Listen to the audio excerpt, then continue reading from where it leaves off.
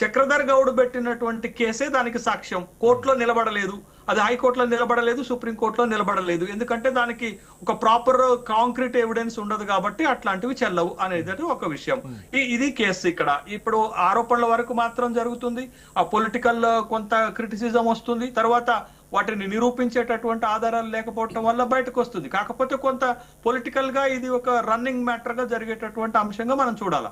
ఇక రెండోది ఏంటి అని అంటే, పొలిటికల్ గా మనం మాట్లాడితే ఇప్పుడు ప్రతాప్ రెడ్డి గారు మాట్లాడినా, మా చరణ్ మాట్లాడినా, ఇప్పుడు ఏంటది ముఖ్యమంత్రి గారు ఎస్టాబ్లిష్మెంట్ చేస్తున్నటువంటి అంశం ఏంటది? టీడీపీని నామరూపాలు లేకుండా చేసినటువంటి పార్టీ బీఆర్ఎస్. కాబట్టి బీఆర్ఎస్ నాయకులు గద్దె దిగాలి, బీఆర్ఎస్ దిమ్మెలు కూలాలి అనేదే కదా ముఖ్యమంత్రి గారు మాట్లాడింది.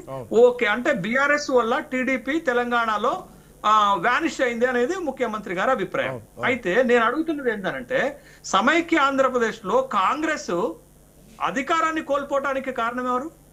సమైక్య ఆంధ్రప్రదేశ్ లో కాంగ్రెస్ పార్టీ అధికారాన్ని కోల్పోవడానికి కారణం ఎవరు? కేంద్రం లెవెల్లో నేషనల్ ఫ్రంట్ పెట్టి కాంగ్రెస్ కు ఒక ప్రత్యామ్నాయాన్ని తీసుకొచ్చి, ఇందిరాగాంధీ నుంచి, గాంధీ కుటుంబం నుంచి కాంగ్రెస్ వరకు తీవ్రమైనటువంటి విమర్శలు చేసింది ఎవరు? ఇదే తెలుగుదేశం, ఇదే చంద్రబాబు నాయుడు, ఇదే ఎన్టీఆర్. మరి అట్లా అంత కాంగ్రెస్ ని అంత ఇబ్బంది పెట్టినటువంటి టీడీపీ పైన, ఎన్టీఆర్ పైన, చంద్రబాబు నాయుడు పైన ఎందుకు ముఖ్యమంత్రికి అవాజ్యమైనటువంటి ప్రేమ వస్తుంది? అంటే కాంగ్రెస్ ముఖ్యమంత్రిగా ఉండి కాంగ్రెస్ నాశనాన్ని కోరుకున్నటువంటి పార్టీ లీడర్స్ పైన అవాజ్యమైనటువంటి ప్రేమ ఎందుకు వస్తుంది అనేటటువంటి సమాధానం ముఖ్యమంత్రి గారు చెప్పగలుగుతారా? అంటే దేశంలో కాంగ్రెస్ ని లేకుండా చేయాలనే లక్ష్యము ఇప్పుడు అమిత్ షా అయితే ఒకప్పుడు తెలుగుదేశానిది. మరి దేశంలోనూ రాష్ట్రంలోనూ కాంగ్రెస్ కి తీవ్రమైన ఇబ్బందులు పెట్టినటువంటి పార్టీ ఏమో ఉండాలా, ఇవాళ బీఆర్ఎస్ పార్టీ ఏమో తెలుగుదేశాన్ని వ్యానిష్ చేస్తే బీఆర్ఎస్ పార్టీ అనేది ఒక కుట్రతీరమైనటువంటి పార్టీగా ముఖ్యమంత్రి గారు మాట్లాడాలా? ఇదేమి వైరుధ్యమో, పొలిటికల్ వైరుధ్యమో నాకైతే అర్థం కావట్లేదు. కాబట్టి ఇది రాజకీయ వైరుధ్యం కాదు. తను ప్రాతినిధ్యం వహించేటటువంటి కాంగ్రెస్ పార్టీకి పట్ల తెలుగుదేశం వ్యవహార శైలి, చంద్రబాబు నాయుడు వ్యవహార శైలి, ఎన్టీఆర్ వ్యవహార శైలి ఎట్లుండే? కాంగ్రెస్ అభివృద్ధిలోకి రావాలని వాళ్ళు కోరుకున్నారా? కాంగ్రెస్ నాశనాన్ని కాంగ్రెస్ పవర్ లోకి దింపాలనేటటువంటి కోరిక కోరుకున్నారు కదా. తెలుగుదేశం మీద అదే కాంగ్రెస్ పార్టీలో ఉన్న చంద్రబాబు నాయుడే తెలుగుదేశం పార్టీలోకి వచ్చారు కదా. అది నేను ఆ కోణంలో అంటలేదు. ఇప్పుడు ముఖ్యమంత్రి గారు వ్యవహారం ఏంటది? బీఆర్ఎస్ పార్టీని బొందబెట్టాలని అన్నాడు, గద్దెలు కూల్చాలన్నాడు. ఎందుకు అనంటే టీడీపీని లేకుండా చేశారు కాబట్టి అని మాట్లాడారు. మరి కాంగ్రెస్ ని లేకుండా చేసినటువంటి టీడీపీని ఏం చేయాలా?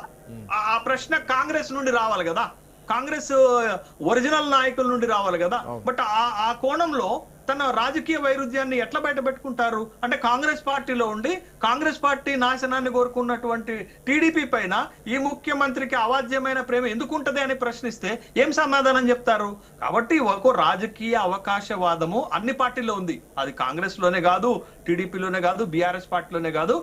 వాళ్ళకి ఎప్పుడు ఏ రాజకీయ అవసరం ఉంటే వాళ్ళతోటి జతగట్టడం, వాళ్ళతోటి కలిసిపోవటం, రాజకీయాల్లోకి ఎన్నికల్లోకి రావటం. ఇది ఇంత తప్ప సిద్ధాంతాలు, ఆదర్శాల కోసం ఎవరూ పనిచేయట్లేదు. కాబట్టి బీఆర్ఎస్ పార్టీ పైన తెలుగుదేశాన్ని మద్దతు చెప్పేటట్టుగా కాంగ్రెస్ ముఖ్యమంత్రి మాట్లాడితే అది పొలిటికల్ క్రిటిసిజం కిందకే వస్తుంది, రాజకీయ పరమైన వైరుధ్యంగానే కనపడుతుంది, రాజకీయ పరమైనటువంటి విమర్శలు వస్తాయి.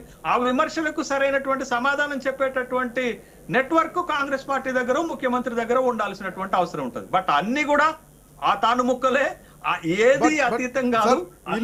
ఎవరు మాట్లాడినా గానీ, అధికార పార్టీ నుంచి ఎవరు మాట్లాడినా గానీ ఎన్నికల సందర్భంగా వస్తున్నటువంటి మాటలు, ఎన్నికల సందర్భంగా మాట్లాడుతున్నటువంటి విమర్శలే కనిపిస్తున్నాయి తప్ప అసలు పరిపాలన ఎక్కడ జరుగుతోంది, పరిపాలనలో ఏం జరుగుతోంది, ప్రతిపక్షం అడుగుతున్నటువంటి ప్రశ్నలకు సమాధానం లేకుండా ఈ నోటీసులు, ఈ సిచ్యువేషన్ ఎట్లా చూడాలి? పరిపాలన ప్రశ్నలు అడిగితే నోటీసులు ఇస్తున్నారు, ఒక డైవర్షన్ జరుగుతోంది. ఈ 2 సంవత్సరాలలో కాళేశ్వరం కేసు విషయంలో గాని, విద్యుత్ ఒప్పందాల కేసు విషయంలో గాని, ఫార్ములా ఈ కార్ రేస్ విషయంలో గాని, ఇప్పుడు టెలిఫోన్ ట్యాపింగ్ కేసు విషయంలో గాని, ఇట్లా ఆరోపణలు వచ్చినటువంటి